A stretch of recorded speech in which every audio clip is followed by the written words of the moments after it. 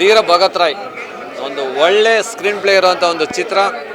ನಾನು cinema full ನೋಡಿದೆ, ಭಾಳನೇ ಅದ್ಭುತವಾಗಿತ್ತು. Overall ಈ ಥರ ಒಂದು ಸಬ್ಜೆಕ್ಟ್ ಈ ರೀತಿ ಒಂದು ನ್ಯಾರೇಷನ್ ಮಾಡೋದೇ ಭಾಳನೇ ಚಾಲೆಂಜಿಂಗು.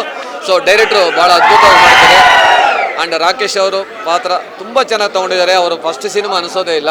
ಆಮೇಲೆ ಹೀರೋಯಿನ್ ಆಗಿರ್ಬೋದು, ಆಮೇಲೆ ಶರತ್ ಅವರ ಕ್ಯಾರೆಕ್ಟ್ರು, ಆಮೇಲೆ ಎಲ್ಲ ಹೊಸ ಆರ್ಟಿಸ್ಟ್ಗಳು ಕೆಲವರಂತೂ ಅದ್ಭುತವಾಗಿ ಆ್ಯಕ್ಟ್ ಮಾಡಿದ್ದಾರೆ. ಒಂದು ಇಂಟ್ರೆಸ್ಟಿಂಗ್ ಸಬ್ಜೆಕ್ಟು. ಎಲ್ಲ ಜನ ಎಲ್ಲ ಥಿಯೇಟ್ರಲ್ಲಿ ಕುತ್ಕೊಂಡು ಎಂಜಾಯ್ ಮಾಡೋವಂಥ ಒಂದು ಸಿನಿಮಾ ಧೀರ ಭಗತ್ ರಾಯ್. ಡೆಫಿನೆಟ್ಲಿ ನೋಡಿ, 100% ಸೂಪರ್ ಆಗಿದೆ. Thank you so much. ಆ ಫೈಟ್ಸು ಯಾಕಂದರೆ ಭಾಳ ನಾನೊಂದು 3 ಫೈಟ್ ಕಂಪೋಸ್ ಮಾಡಿದ್ದೀನಿ.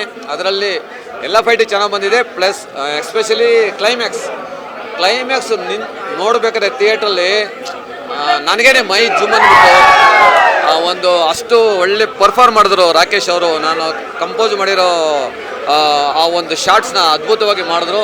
ಕ್ಯಾಮ್ರಾಮನ್ ವರ್ಕು, ಆಮೇಲೆ ಬ್ಯಾಕ್ಗ್ರೌಂಡ್ ಸ್ಕೋರು ಸೂಪರ್. ಮೈ ಜುಮ್ ಅನ್ನತ್ತೆ. ಡೆಫಿನೆಟ್ಲಿ ಈ ಸಿನಿಮಾ ಒಂದು ಒಳ್ಳೆ ಎಂಟರ್ಟೈನ್ಮೆಂಟ್. ನೀವೇ ನೋಡ್ತಾ ಇದ್ದೀರಾ ಆಡಿಯನ್ಸ್ನ ರೆಸ್ಪಾನ್ಸ್ ಆಗಿರ್ಬೋದು, ಅವ್ರ ಅನುಭವ ಅವ್ರು ಹೇಳ್ತಾ ಇದ್ದಾರೆ. ಮೊದಲೇ ಸಿನಿಮಾ ಈ ಥರದ ಓಪನಿಂಗ್ ಸಿಕ್ಕಿರೋದು ತುಂಬ ದೊಡ್ಡ ಮಟ್ಟದ ಏನೋ ಖುಷಿಯಾಗಿದೆ.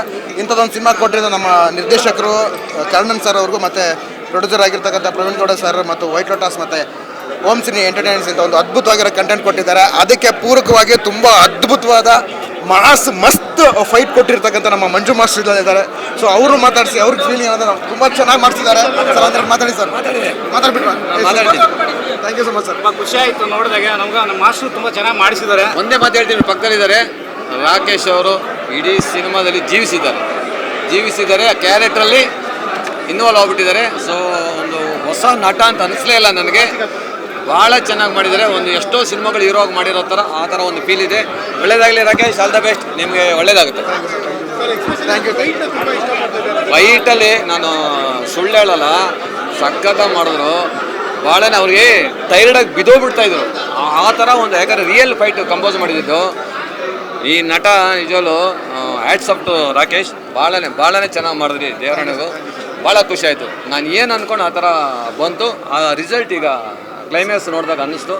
ಒಳ್ಳೆಯದಾಗಲಿ Rakesh, all the best. Once again ಜನ ಎಲ್ಲ ದಯವಿಟ್ಟು ಕರ್ನಾಟಕ ಜನತೆ ಈ ಸಿನಿಮಾನ ಗೆಲ್ಲಿಸಿ. ಧೀರ ಭಗತ್ ರಾಯ್ ಒಂದು ಒಳ್ಳೆ ಸಿನಿಮಾ, ಒಳ್ಳೆ ನಟರು, ಇವ್ರನ್ನ ಬೆಳೆಸಿ ಅಂತ ಹೇಳೋಕ್ಕೆ ಇಷ್ಟಪಡ್ತೀನಿ. Thank you. ದಯವಿಟ್ಟು ಒಂದು ಒಳ್ಳೆ ಸಿನಿಮಾನ ಗೆಲ್ಲಿಸಿ. ನೀವೇ ಅಟ್ಲೀಸ್ಟ್ ರಿವ್ಯೂ ನೋಡಿ ಆದರೂ ಬನ್ನಿ. ಜನ ಹೇಳೋ ಒಂದು ರಿವ್ಯೂ ನೋಡಿ ಆದರೂ ಬನ್ನಿ.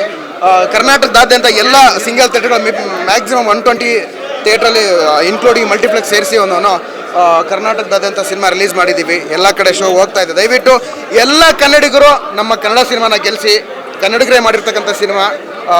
ಫಸ್ಟ್ ಟೈಮ್ ಒಬ್ಬ ರಂಗಭೂಮಿ ಕಲಾವಿದ ಹೀರೋ ಆಗಿ ಮಾಡಿರ್ತಕ್ಕಂಥ ಸಿನಿಮಾ.